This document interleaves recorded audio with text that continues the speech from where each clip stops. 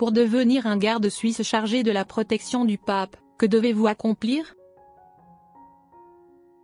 Le Vatican, un micro-État aux influences considérables dans le monde, non seulement en raison de son rôle religieux, mais aussi par son organisation unique.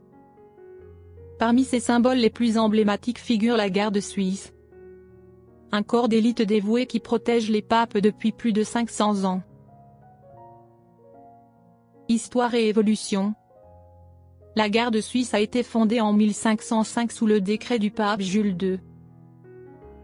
Son recrutement découle d'un accord séculaire entre le Saint-Siège et les autorités civiles catholiques suisses. Grâce à leur réputation redoutable sur les champs de bataille, le pape Jules II a décidé de les enrôler pour assurer la protection du souverain pontife. Depuis lors, la garde suisse ne se contente pas d'être la police officielle du Vatican, mais elle est également le bouclier personnel du pape. Avec l'évolution de l'histoire, elle a continuellement amélioré ses compétences afin d'assurer une sécurité absolue au chef de l'Église catholique. Uniforme unique et signification historique. Les visiteurs du Vatican sont souvent impressionnés par l'uniforme coloré rouge, jaune et bleu des gardes suisses. Cet uniforme, attribué au célèbre artiste Michel-Ange au XVIe siècle, est inspiré des couleurs de la famille Médicis, une dynastie influente qui a donné plusieurs papes à l'Église durant la Renaissance. Bien que les gardes suisses portent d'autres tenues adaptées aux missions de sécurité modernes, l'uniforme traditionnel reste un symbole indissociable de leur identité, faisant de cette unité l'une des forces militaires les plus reconnaissables au monde. Un entraînement rigoureux et des responsabilités de haute importance. La garde suisse pontificale est célèbre non seulement pour son ancienneté, mais aussi pour son entraînement intensif, qui en fait une force d'élite prête à protéger le pape et le Saint-Siège en toutes circonstances. Forte d'environ 110 gardes et 6 officiers, chaque recrue doit passer par un programme de formation strict avant de pouvoir assumer pleinement ses fonctions. Leur rôle ne se limite pas à la garde d'honneur. Ils sont aussi le dernier rempart en cas d'attaque ou de tentative d'assassinat contre le pape. Un tournant dans la formation après l'attentat contre Jean-Paul II.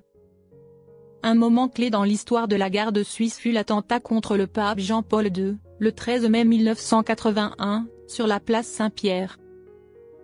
Cet événement a révélé de graves failles dans la sécurité du Vatican et a conduit à une refonte complète de la formation des gardes suisses. Dès lors, l'accent a été mis non seulement sur les cérémonies protocolaires, mais aussi sur des compétences de combat avancées pour répondre aux menaces réelles. Outre le renforcement physique, les gardes suisses reçoivent une formation complète en techniques de combat rapprochées, incluant le karaté, le judo et des méthodes de self-défense. Ils sont également formés à l'utilisation d'armes de poing et d'armes à feu modernes ainsi qu'à la gestion des foules et aux procédures d'évacuation en cas de crise. Une formation moderne, tradition et technologie. Le programme d'entraînement actuel s'étend sur plusieurs mois, voire un an selon le poste et les missions assignées. Voici quelques aspects essentiels de cette formation. Préparation physique et combat au corps à corps. Entraînement physique rigoureux incluant la course, l'escalade et des exercices de renforcement musculaire. Apprentissage obligatoire des arts martiaux comme le karaté, le judo et le krav maga, afin de neutraliser un assaillant sans armes. Technique avancée de self-défense, y compris la neutralisation d'attaques à l'arme blanche.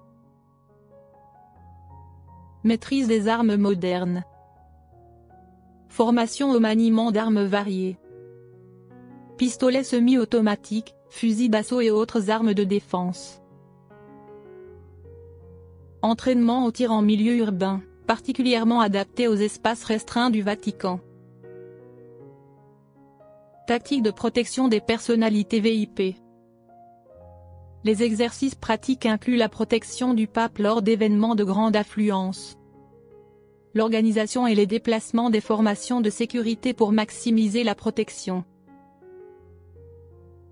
Les gardes doivent maîtriser les techniques d'évacuation rapide en cas de situation critique. Psychologie et gestion de crise. Chaque garde reçoit une formation pour rester calme face aux situations de tension, qu'il s'agisse de manifestations de masse ou d'attaques soudaines. Ils apprennent à identifier les signes de comportement suspect et à intervenir rapidement pour neutraliser les menaces avant qu'elles ne s'aggravent. Cérémonial militaire et histoire du Vatican. Bien qu'ils aient des missions de combat, les gardes suisses doivent également maintenir une posture professionnelle et exécuter des cérémonies militaires lors d'événements officiels.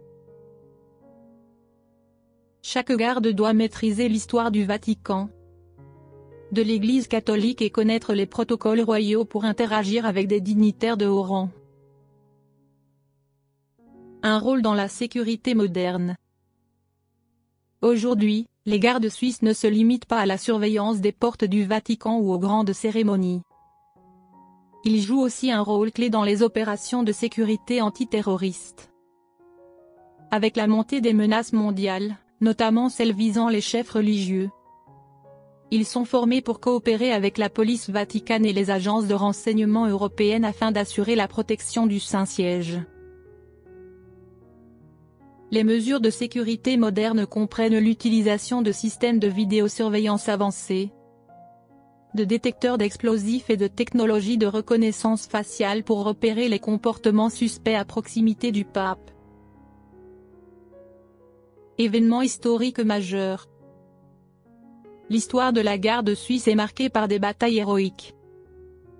L'un des épisodes les plus célèbres est la défense du pape Clément VII lors du sac de Rome en 1527. Lorsque les troupes de l'empereur Charles V envahirent la ville, 147 gardes suisses se sacrifièrent pour protéger le pape, lui permettant de s'échapper au château Saint-Ange via un passage secret relié à la basilique Saint-Pierre. Cet événement a gravé dans l'histoire la fidélité indéfectible des gardes suisses envers le Vatican, les érigeant en symbole intemporel de sacrifice et de dévouement. Recrutement et hiérarchie militaire. Devenir un garde suisse exige de remplir des critères stricts. Les candidats doivent être citoyens suisses, mesurer au moins 1,80 m, être célibataire et obtenir une lettre de recommandation d'anciens gardes, de prêtres ou de fonctionnaires suisses. Ils doivent être catholiques pratiquants et avoir une formation militaire solide. Leur hiérarchie comprend 7 grades, du simple halbardier jusqu'au colonel.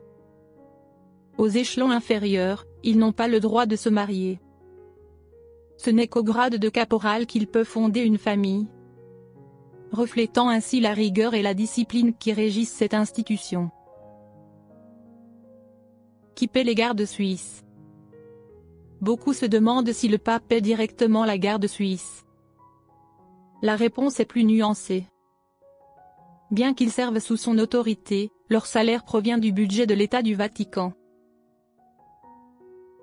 Les finances du Vatican proviennent principalement des dons des fidèles catholiques du monde entier, via l'obole de Saint-Pierre, des recettes des musées du Vatican et d'autres sources de revenus.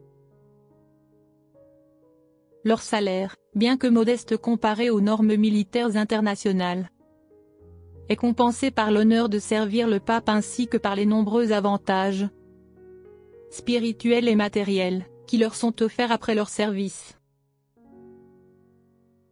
Conclusion. Depuis plus de 500 ans, la garde suisse incarne la loyauté et le courage au service du pape et de l'Église catholique. Plus qu'une force de protection, elle est un symbole de tradition et de fidélité absolue. Sous leurs armures colorées inspirées de la Renaissance, ces soldats suisses perpétuent leur mission sacrée à l'ère moderne, garantissant la sécurité du Vatican et du Saint-Père. La garde suisse ne se résume pas à un corps d'élite militaire.